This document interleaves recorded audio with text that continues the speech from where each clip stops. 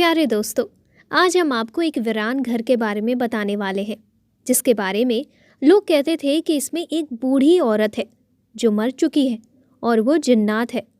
लेकिन जब एक लड़का अकेले उस घर में गया तो उसको क्या दिखाई दिया, आगे हम आपको इस वीडियो में बताएंगे। तो इस वीडियो को लाइक ज़रूर करें, साथ ही साथ चैनल को सब्सक्राइब करें और बेल आइकन को भी दबाएं ताकि नेक्स्ट वीडियो का नोटिफिकेशन आप तक सबसे पहले पहुंचे।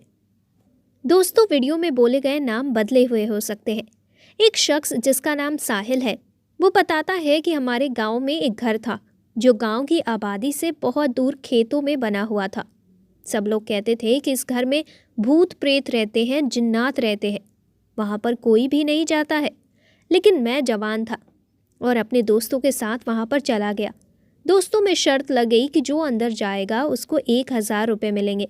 साहिल बताता है कि उस वक्त हमारे लिए 1000 रुपये भी बहुत होते थे। मैं एक हफ्ता 1000 रुपये चला सकता था, वो फिर भी ख़त्म ना होते।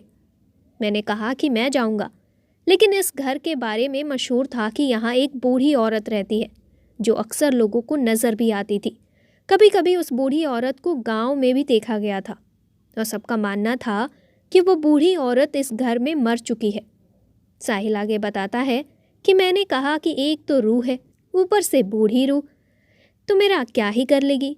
मेरे एक दोस्त ने मुझसे कहा कि अंदर बिल्कुल भी ना जाओ, तुम्हें कुछ हो गया तो तुम्हारी माँ को हम क्या जवाब देंगे। सब ने उसका मजाक उड़ाया कि तुम भी डरपोक हो और इसको भी डरपोक बना रहे हो। मैंने अपने दोस्तों से कहा कि 1000 रुपये इकट्ठा कर लो, मैं आते ही तुम लोगों से ले लूँगा। इसके बाद मैं उस घर की तरफ चल पड़ा। घर को देखकर लगता ही नहीं था कि यहाँ पर कोई रहता होगा। मैं घर की तरफ चल पड़ा, दरवाज़ा खोला तो घर बहुत गंदा था, हर तरफ बहुत ही गंदगी थी। लेकिन फिर भी ऐसा लगता था जैसा यहाँ पर कोई ना कोई रहता है और आता जाता है। फर्श गंदा था, किसी के कदमों के निशान बने हुए थे और कदमों के निशान भी नज़र आ रहे थे जो किसी औरत के ही लग रहे थे। साहिल कहता है कि अब मैं थोड़ा सा डरने लगा, मेरा दिल बैठ सा गया। कदमों के निशान सबूत के तौर पर मेरे सामने आ चुके थे। अभी मैं दरवाजे पर ही खड़ा था, इसलिए मैं अपने दोस्तों को दूर से दिखाई दे रहा था। उन्होंने आवाज़ दी और कहा कि क्या हुआ, इरादा बदल लिया। मैंने कहा हरगिज़ नहीं, मैंने क्यों इरादा बदलना है। अब मेरी बात इज्जत पर आ गई थी, इसलिए मैं आगे बढ़ गया, लेकिन सामने कोई नज़र नहीं आ रहा था। दिन के वक्त भी रात जैसा अंधेरा था क्योंकि इस घर में काले पर्दे लगे हुए थे। मैंने अच्छी तरह इधर उधर देख लिया, मुझे कोई नज़र नहीं आया। लेकिन फिर भी मैंने सोचा कि कहीं मेरे दोस्त ये न समझे कि मैं दरवाजे के पास से ही खड़ा होकर वापस आ गया हूँ।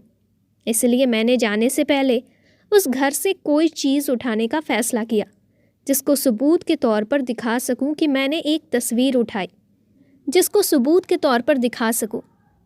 तो मैंने एक तस्वीर उठाई। इस तस्वीर में एक बूढ़ी औरत अपने 4 बेटों के साथ बैठी हुई थी। बेटे उसके साथ खड़े थे और वो औरत बहुत खुश लग रही थी। मैं वहाँ से जाने लगा तो एक आवाज़ ने मुझे डरा दिया।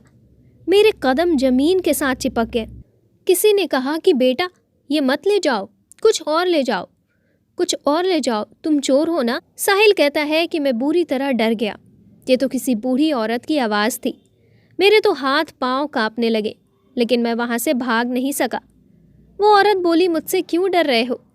मैंने जब उसकी तरफ देखा तो वो बिल्कुल ठीक ठाक थी, अंधेरे में कुर्सी पर बैठी थी, इसलिए मुझे पहली बार में नज़र नहीं आई। उसकी उम्र तकरीबन 70 साल होगी। उसके चेहरे पर प्यारी सी मुस्कुराहट थी। उस औरत ने कहा कि मेरा नाम गुलबानो है, बेटा तुम क्यों डर रहे हो मुझसे। मैंने कहा आप मर चुकी हैं। तो वो कहने लगी, अपने बेटों को देखे बगैर मैं नहीं मरूंगी। साहिल कहता है कि वो तो बिल्कुल ठीक ठाक बातें कर रही थी, वो कोई जिन नहीं थी। मैं उनके पास गया तो उन्होंने सिर पर हाथ फेरा और कहा कि बिल्कुल तुम्हारी तरह प्यारे और खूबसूरत बेटे हैं मेरे। ये देखो तस्वीर में खड़े हैं ना मेरे साथ, यही मेरे बेटे हैं। मैंने कहा आपके बेटे कहाँ हैं।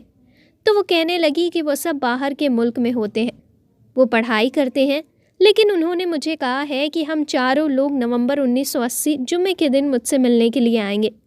बस उन्हीं का इंतज़ार कर रही हूँ। साहिल कहता है कि ये बात सुनकर मैं अचानक से रोने लग गया। मेरी आंखें आंसुओं से भर गई और मैं उस तस्वीर को देखकर और रोने लगा। क्योंकि ये 1980 नहीं बल्कि 2003 चल रहा था। यानी वो 23 साल से अपने बेटों का इंतज़ार कर रही थी, जो शायद उसको यहाँ पर छोड़कर भूल गए थे। साहिल कहता है कि मैं वहाँ से भाग गया। मेरे दोस्त भी डर गए कि शायद इसने कोई जिन्नात देख लिया है। मैं फ़ौरन अपने घर आया और अपनी अम्मी को सब कुछ बता दिया। उनसे कहा कि उस औरत को ले आए। वो कोई जिन नहीं, वो इंसान है। वही रात को बाजार आती है, उनको ही लोगों ने देखा है। शायद अपने लिए कोई चीज़ें लेने आती होगी। उनका कोई भी नहीं है, वो अकेली ही वहाँ पर बैठी हैं। वो कोई जिन नहीं बल्कि एक मजबूर माँ है। मेरे साथ अभी चले। मेरी अम्मी ने मेरी बात न मानी और कहने लगी, तू पागल हो गया है, तू उस घर में गया है। तू उस घर में गया ही क्यों था? वहाँ पर तो भूत रहते हैं। साहिल कहता है कि फिर मैंने ये बात गांव के सरदार को बता दी, तो उसको यकीन आ गया और वो कुछ लोगों को लेकर मेरे साथ चला गया। लेकिन जब वहाँ पर पहुँचे तो उस बूढ़ी माँ का इंतज़ार ख़त्म हो चुका था और वो औरत इस दुनिया से जा चुकी थी। सब ने उसके कफन दफन का इंतज़ाम किया और उसको उसके घर के अंदर ही दफना दिया कि अगर कभी वो 4 बदबख्त बेटे आए जिनको वो अपने शहजादे कहती थी, तो कम से कम अपनी माँ की कब्र देखकर समझ जाएंगे कि वो उनके इंतज़ार में और उनकी दी हुई झूठी उम्मीद में ही इस दुनिया से चली गई। तो दोस्तों, कैसी लगी आपको ये कहानी?